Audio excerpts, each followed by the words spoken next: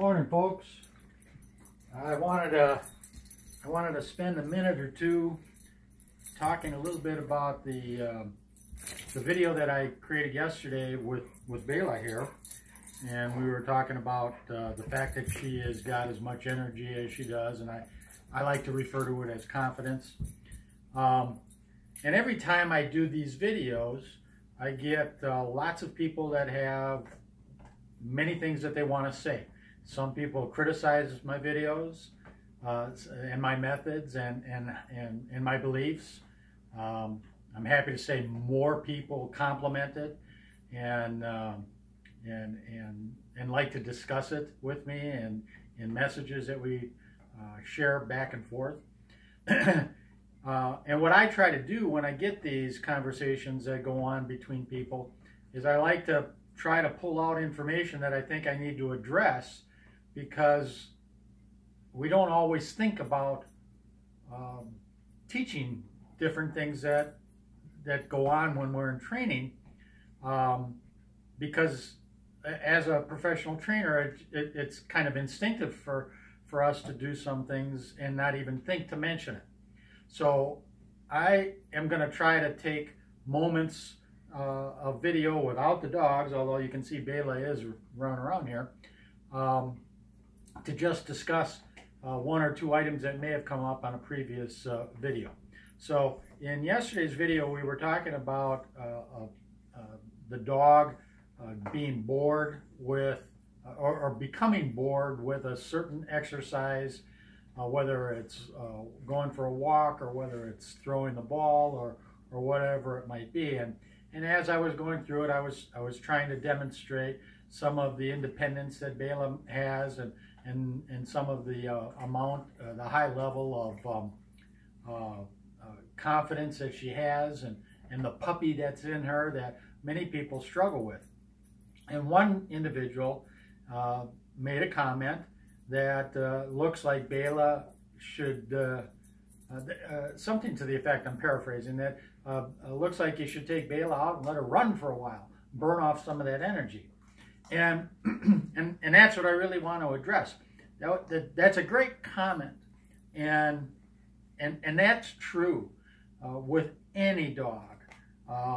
All dogs, no matter the size, no matter the breed, no matter the level of energy that they have, being able to get out and move around and burn off some energy or just get some exercise is great.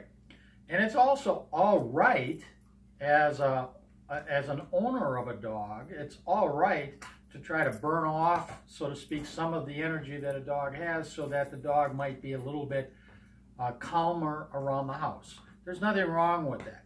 But as a trainer, and in an effort to try to teach the people that I train the dogs, that own the dogs that I train, I want to underline that that's not acceptable for training, for teaching your dog that whether it has a lot of energy or not, whether it's very confident or not, you need to teach your dog that when you're going for a walk, that it has to be loose leash walking, under control at all times, and that the dog cannot have pent-up energy that they need to release before that can occur.